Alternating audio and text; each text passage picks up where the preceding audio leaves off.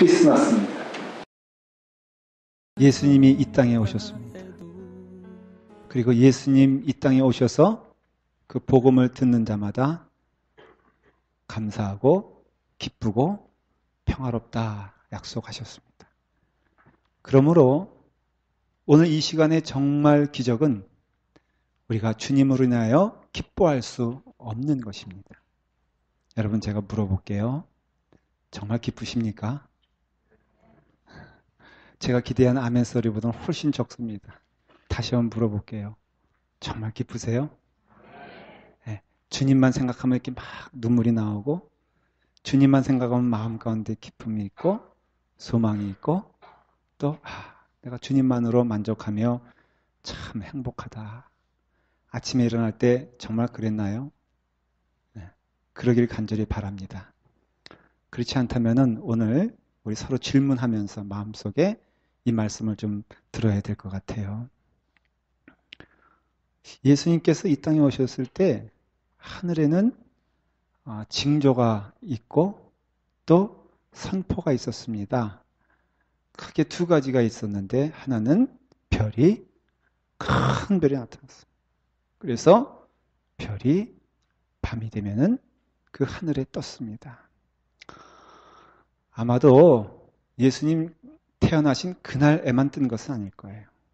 왜냐하면 동방박사가 그 별을 보고 경배하러 왔다 하는 것 보면은 아마도 꽤 오랜 시간 하늘에는 별이 떴을 것이다 그렇게 생각을 합니다. 근데 참 제가 성경을 읽으면서 하나 어릴 적부터 궁금했던 것이 뭐냐면 별을 다 봤을 텐데 별을 연구하는 사람들이 그 동방박사 뿐이겠어요? 그런데 그 별을 다 봤을 텐데 왜 다른 사람들 눈에는 그 별이 그 별로 보이지 않았을까 하는 것이. 별이란 것이 숨길 수 없는 거잖아요. 얼마나 높이 떠 있겠어요? 그러니 사실은 이 전 세계 사람들이 그 당시에 눈을 들어 하늘만 보면은 아마도 별을 봤을 것이다. 그렇게 생각을 합니다. 그런데 왜 그 별이 하늘의 징조일 줄 몰랐을까? 아마 대략 두 가지 종류의 사람이 그 별들에 대하여 무관심했을 것입니다. 첫째는 땅만 보고 사는 사람들은 죽어도 하늘의 별을 볼 수가 없습니다. 이 말이 조금 왜 살면서 왜 별을 안 보나? 자, 한번 물어볼게요. 1년 동안 하늘을 한번 보신 적 있으면은 손을 한번 들어보세요. 뭐 그렇다고 진짜 들어요. 이거 그냥 하나의 예인데 뭘 그것도 정식을 해서 제가 말하는 뜻이 무슨 뜻인지 알죠? 꼭 봤다 뭐 비가 오나 안 오나 이걸 보았다는 소리가 아니라 그 시에도 있잖아요. 나는 하늘을 우러러 한 점 부끄럼 없는 삶을 살았다. 이런 것처럼 뭐가 시적으로 말하는 거예요. 저는 사실 안 보지 않아요, 여러분들? 밤하늘의 별을 한번 보신 적 있으세요? 또 봤다 그러려고 그러지. 하여간 성가대가 문제예요. 한번 날 잡아서 바꿔야 될까봐. 이렇게. 그러니까 우리가 그런 삶을 살지 않죠. 하늘의 별을 보면서 하나님의 창조한 세계를 바라보는가. 우리는요, 늘 땅의 것만 생각하잖아요. 우리나라 사람들 또 비유 드려서 죄송합니다. 산에 가서 보기 좋고 아름답고 내 눈에 보이기에도 좋고 다른 사람들 눈에 보이기에도 이렇게 보이기 좋으면 우리 한국 사람들 어떡합니까? 반드시 집어오죠. 그렇죠? 우리는 남 좋게 보는 걸 못 보잖아. 그래서 그게 좋아 보인다 그러면은 반드시 집어와요. 그게 참 대표적인 그 심성이라서 저도 거기서 벗어날 수가 없죠. 하와이를 갔었어요. 그래서 그 하와이 빅 아일랜드, 하와이라고 하면은 우리가 생각하는 건 오아후 섬이에요. 호놀룰루가 있는 건. 그 다음에 정작 하와이 섬은 빅 아일랜드라는 곳인데 화산이 막 그 활동하고 그런 곳이에요. 그곳에 가면은 그 까만 돌들이 있어요. 화산 것이 돼가지고 이제 까만 돌들이 있는데 그거 하나 사실 집어오면 안 됩니다. 그 걸리면 그 굉장히 그 부담스러운 결과가 나오는데 제가 집어왔겠어, 안 집어왔겠어? 네. 집어왔지, 당연히. 제가 우리 집사람한테 그렇게 혼났나? 누구한테? 내가 누구한테 그때 혼났지? 야만스럽다고? 그거 집어오면 안 되는데 집어왔다 그래가지고 제가 자랑을 또 했어요. 그랬더니 그 집어오는 거 아니라고 누가 정색하면서 그러면서 저를 다르게 보더라고요. 그러니까 우리는 이렇게 보면은 땅의 것만 생각하잖아요. 그러니까 눈에 보이는 것만 생각하고 뭐 어느 집에 가면은 아름다운 고사하고 이거 몇 평이야? 맨날 물어보요. 이사 뭐 해가지고 이사 예배 아니면 가가지고는 맨날 물어보는 게 이게 평수가 얼마야? 뭐 렌트비는 얼마나 내? 이런 걸로 생각하고 학교는 어디 나왔어? 뭐 학교 때 공부는 얼마나 했어? 지금 가지고 있는 저금의 잔고는 얼마야? 이런 것만 생각하죠. 이런 사람은 죽었다 깨나도 하늘을 못 봅니다. 하늘을 못 보면은 하늘에 있는 별 볼 수가 없죠. 하늘에 있는 별을 봐도 그 마음 가운데 인간의 욕심으로 가득한 사람은 하나님이 어떠한 음성을 주시는지 어떤 것을 우리에게 원하시는지 우리는 들을 수도 없고 볼 수도 없어요. 오늘 이 시간에는 은혜를 받으려면 두 가지가 있어야 돼요. 첫째는 목사가 성심을 다하여 하나님 말씀을 전해야 돼요. 그건 제가 인정을 해요. 그러나 그만큼 중요한 건 여러분들의 마음이 열려 있어야 돼요. 근데 저의 메시지는 분명히 저는 열심을 다해서 준비했어. 그러니 책임은 누구한테 있어요? 마음을 열고 하늘의 음성을 들으면 우리가 하나님의 은혜 가운데 주님을 볼 수가 있죠. 그런 가운데 또 목자들에게 나타난 징조가 있는데 그것은 천군 천사들이 목자에게 나타나 하나님이 이 땅에 오셨다. 예수가 이 땅에 오셨다. 임마누엘의 하나님이 이 땅에 오셨다고 선포를 하고 그것을 누가 들었어요? 목자들이 들었어요. 여러분 오늘 이 시간에는 이 본문의 말씀은 목자에게 나타난 예수 그리스도, 구유에 오신 예수 그리스도를 말씀을 드리려고 그래요. 그 당시 목자라는 직업 자체가 사회적으로 보면은 가장 낮은 아주 천민 중에 천민의 직업이 목자입니다. 우리는 성경상을 통해서 목자하면 예수님 이런 생각이 들어서 목자하면은 굉장히 아름답고 그리고 또 멋있고 굉장히 목가적이고 그리고 또 굉장히 멋있는 사람이라고 생각되죠? 그러면 여기 우리 결혼하는 처자들에게 물어보세요.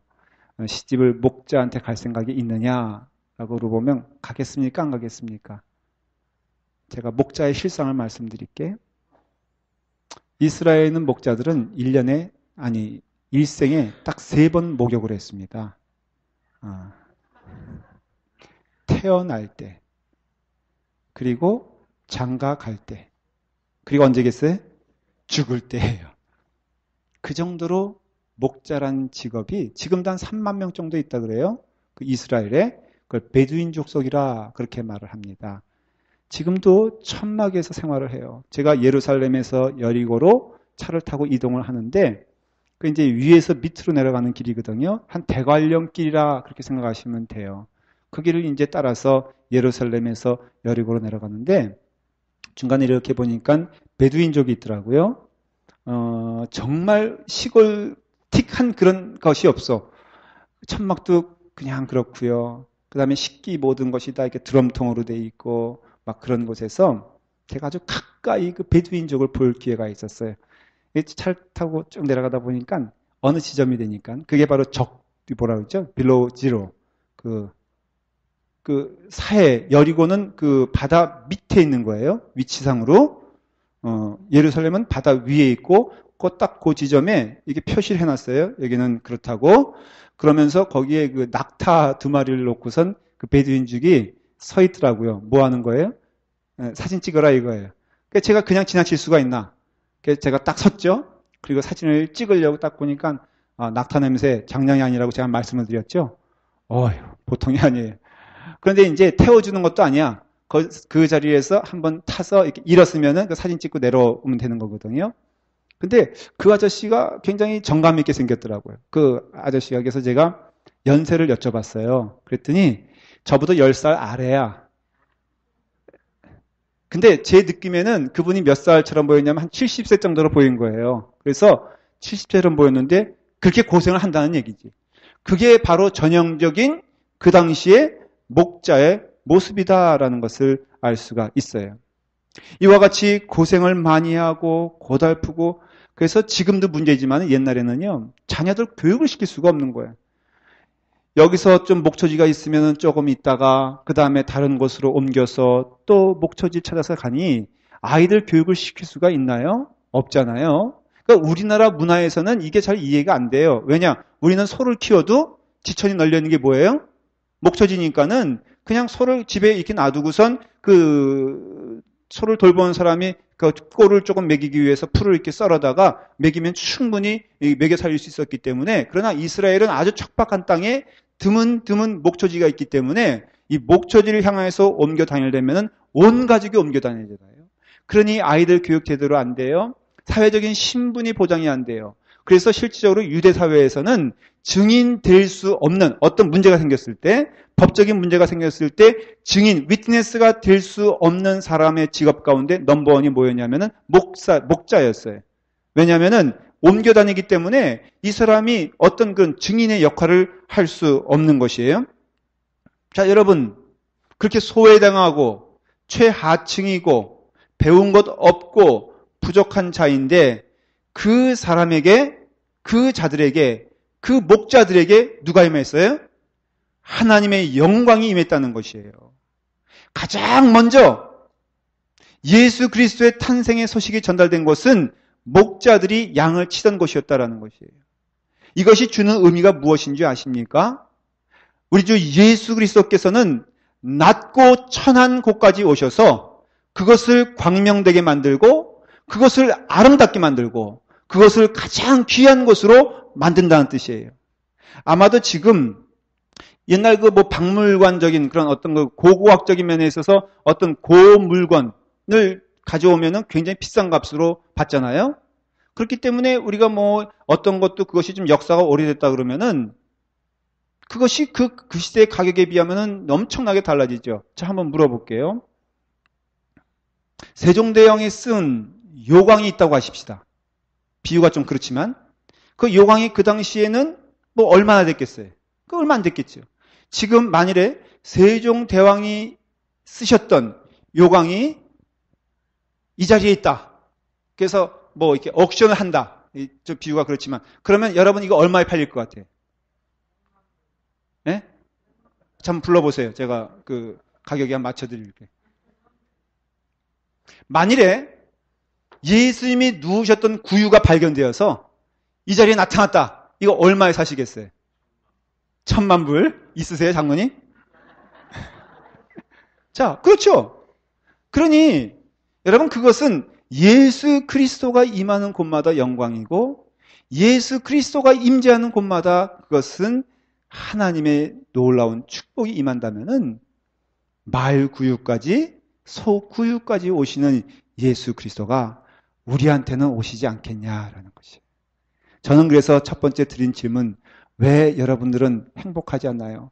지금 행복하지 않다면 그것이야말로 기적이 아닌가요? 라고 하는 것은 못 고칠 질병이 없으시고 주 안에서는 못 만날 사람이 없으시며 가지 못할 곳이 없으신 것이 예수 그리스도의 사랑인 줄 믿습니다. 그래서 저도 행복하고 여러분들도 행복한 것이에요. 베들레헴 있잖아요. 오늘 제가 여러분들 그 맨 처음에 시작하는 예배 부름에서 제가 미가서를 읽었습니다. 미가서 5장 2절을 다시 한번 읽어볼게요. 베들레헴 에브라다야, 너는 유다 족속 중에서 작을지라도 이스라엘을 다스릴 자가 내게서 내게로 나올 것이라. 그의 근본은 상고의 영원에 있느니라. 베들레헴아, 너는 사람들에게는 작은 것이라고, 작은 자라고 얘기를 듣는다. 실제로 그런 것이에요. 베들레헴은 그 당시에 이스라엘에 있어서 별 볼 일 없는 한촌이었어요. 아주 초라한 곳이었어요. 지금도 가보면요, 제가 저녁쯤 들어갔는데 완전히 시골도 그런 시골이었어요. 그냥 베들레헴 그 중심에만 몇 가지 건물만 있을 뿐, 그 조금만 밖으로 나가면은 지금도 예수님이 오셨을 때 그 당시와 똑같은 모습인데 그냥 산비탈에 운막 같은 집이 있고 그런 곳이에요. 그런 곳에 바로 예수님 태어나셨어요. 근데 베들레헴아, 에브라다야, 너는 유다 족속 중에서 작을지라도 작다는 것이죠. 사람들 눈에는 작아요. 사람들 눈에는 부족해요. 그것이 우리의 삶이에요. 우리의 모습이에요. 그러나 우리가 하나님의 은혜 가운데 그 자리에, 그 장소에 예수 그리스도가 임하시니까 그것이 아름다운 것이 되고 귀한 것이 된다라는 것이에요. 이 베들레헴을 포함해서 이스라엘이라는 나라 자체가 사실은 국토적으로 보면은 별로 이렇게 축복받은 지역이 아닙니다. 그 가운데 베들레헴, 그래서 지금도 이스라엘 정부에서 베들레헴은 팔레스타인에게 거의 내줬어요. 왜냐하면은 돌만 있고 별반 쓸모 있는 지역이 아니거든. 제가 이스라엘을 가봤는데 특별히 팔레스타인 지역을 가봤어요. 쭉 그래서 이제 그 세겜 있지 않습니까? 그 다음에 예루살렘 있지 않습니까? 그 다음에 그 헤브론이 있지 않습니까? 베들레헴 있지 않습니까? 이게 헤브론, 베들레헴, 예루살렘, 그 다음에 세겜 이렇게 쭉 이쪽 동쪽으로 나 있는 산맥 지역에 있는 지역인데 돌이 엄청나. 그래서 흙이 한 요 정도 깊이 요 정도 있다면은 그 밑은 다 돌이라서 우리는 건물 지면 이렇게 포크레인으로 이렇게 흙을 저기 하지 않습니까? 근데 거기선 그럴 수가 없어. 왜? 조금만 긁어내면은 흙 다음에 뭐가 나와요? 돌이 나와요. 그 돌이 나오기 때문에 그 돌을 다 깨부수면서 건물을 져야 되기 때문에 이게 아니라 이게 막 그 바위를 두들기는 그런 걸로써 그 땅을 판다 이것이죠. 근데 그 돌이요. 대리석이야. 안 믿어지시죠? 제가 처음에 팔레스타인 지역에 딱 들어갔을 때 어떤 느낌이 들었냐면은 굉장히 고급 동네에 온 것 같아. 왜냐면은 우리는 대리석 어디에 있습니까? 여러분, 보통. 대리석 하면은 그 싱크대 위에 그냥 요만큼 피스 해놓고선 굉장히 비싼 거라고 자랑들 하고 있잖아요. 근데 그 이스라엘에 가면요. 외벽 전체가 다 대리석이야. 깜짝 놀랐어요.